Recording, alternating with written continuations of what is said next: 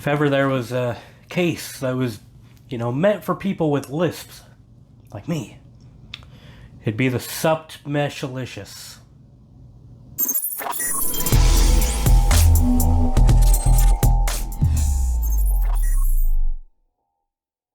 Welcome to Simple Run. This episode's going to be a box opening of the Meshilicious. Word's going to be the death of me. Either way, this is going to be the future home of Wayne Tower.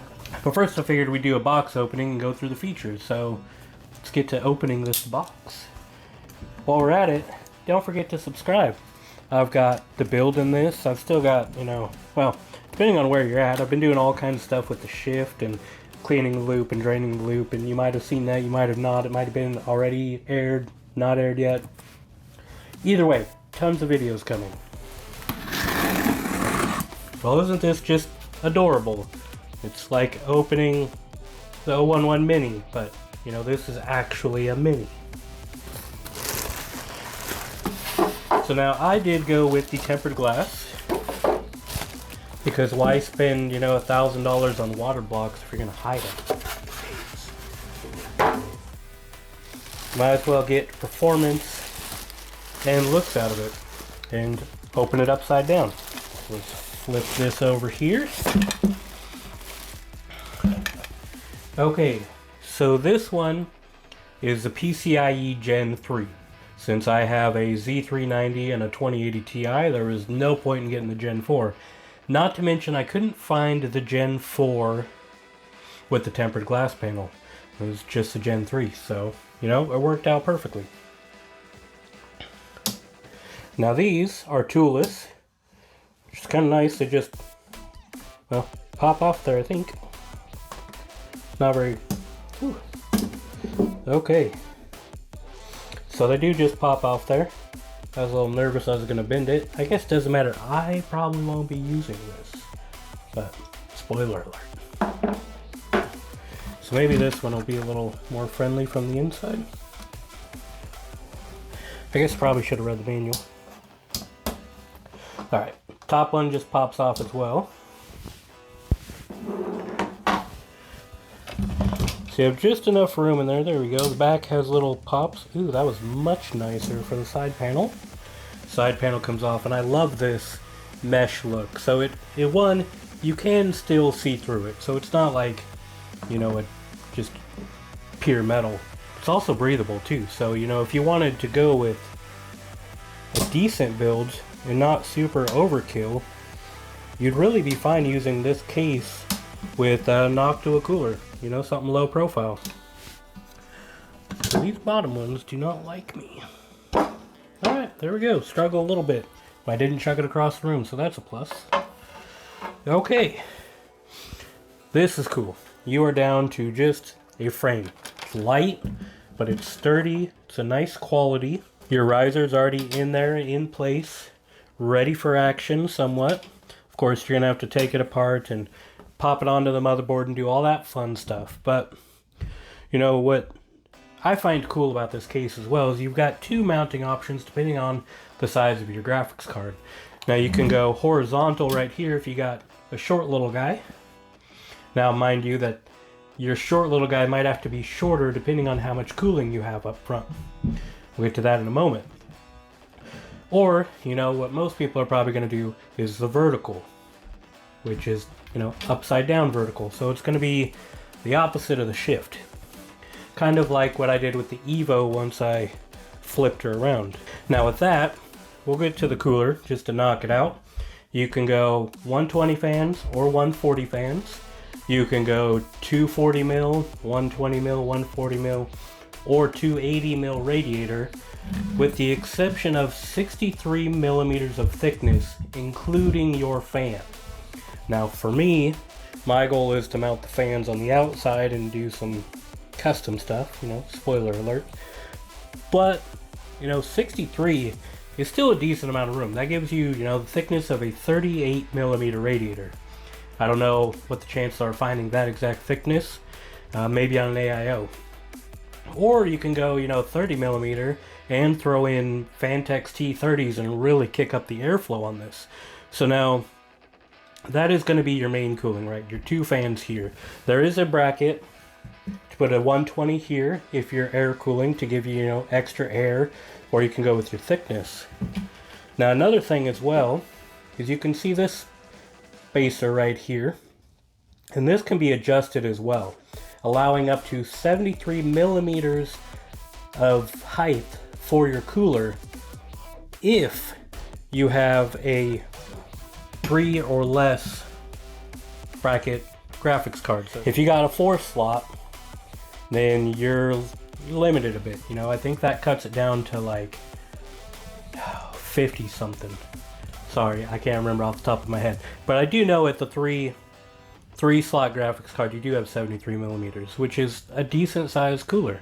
You know, again, that's plenty for making a heck of a gaming rig out of this. And it's tiny. It's tiny. And I like how light this is as well. I mean, it's not going to be light when I'm done with it, but it's light at the moment. So let's see what comes in the accessory box. So you have a mounting bracket. You've got that spacer I talked about, right? So this one's already in the 3 slot GPU. So you can adjust this and put it in 4 slot, which then moves this whole bracket inward, which you do have different mounting holes on the back to accommodate moving that entire bracket over. And you know, if you're doing a custom loop, that gives you some room for creativity as well. You have this little wedge, and what this is for is it goes right down here to hold up your power supply. Now that we're talking about power supplies, you can actually go with ATX in this. In fact, you can go ATX all the way up to 170 millimeters, which is decent size. That's going to allow for, you know, a good sized power supply if you really do want to, you know, bring the power into this thing. But, you know, one thing to think of as well is the more power, the more heat. So the more cooling. So if you're going with something that big, you're limiting your cooling, and, you know, it might not be worth it. But, you know, if you're going with cheap and you bought just a cheap ATX to throw in there, full size, it's going to fit. You don't have to, you know, spend the extra money of getting an SFX power supply, because they do cost premium. You know, the thing with these cases, when you get into small and mini ITX, they want a premium for everything. So in here you do have a 90-degree HDMI. So I'm not going to be using that. I got DisplayPort, but you know, it's cool. You've got a bag of screws and O-rings. That's helpful. Some clips for something. I'm sure the work instructions will tell you on that. And a work instruction, which all of this can be found online as well. I was actually looking on this before the case even rolled up. So now that I got on this, I can just back up some more details. So now for height of graphics card, you can get up to 334 millimeter length. That's pretty damn big graphics card. I think my 2080 Ti with the water block's like 290. So you can do more than that. Now there is something to think about as well, and that is that you have these mounts right here for the height of that graphics card. So that's gonna, you know, really bring in what you can for cables. So if you don't have 90-degree DP DisplayPort or HDMI cables, then you're gonna have to go on the highest, which is only gonna allow for 314, which, like I said, my 2080 Ti is 290. So, you know, water block it out, you probably fit quite a bit of graphics card. Now, if you're air cooling, which this case really with all the mesh is focused on air cooling, it's just something to think about when you're going through that. Now this bracket is for adding hard drives or solid states, and you know, it looks like you can do 2 3.5s or 4 2.5s in the back if you're running horizontal graphics card. Now the way I plan to build in this thing, I don't think I will have really any expansion room for solid states, which is fine. I have 2 M2s and I plan on having an external hard drive that I can swap in and out for all of my, you know, video needs. Now one thing I did want to double check for you is the air cooling limit. Well, that's a shame. This doesn't actually reference that. So just know that with a 3 slot you can go 73 millimeters for your air cooler. So another thing you got is you've got this adapter for your SFX. So if you're going with full-size ATX, you pop this little guy out with these 3 screws.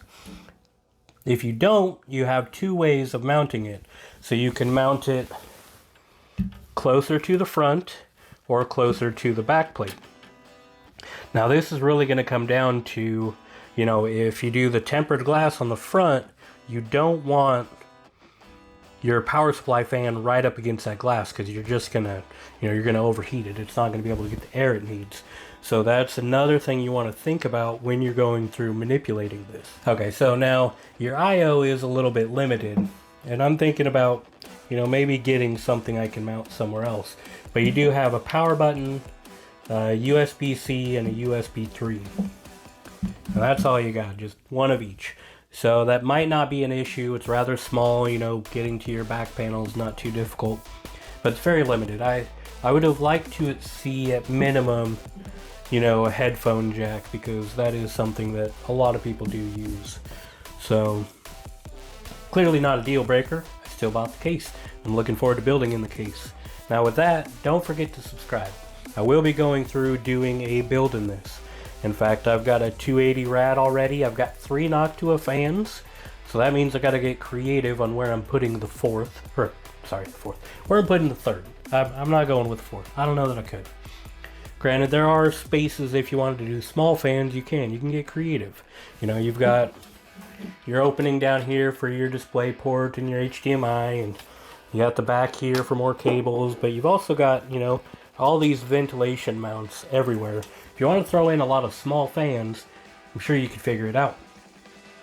Now with that, I'm going to call this done. And thank you for sticking around for all my Lisp greatness.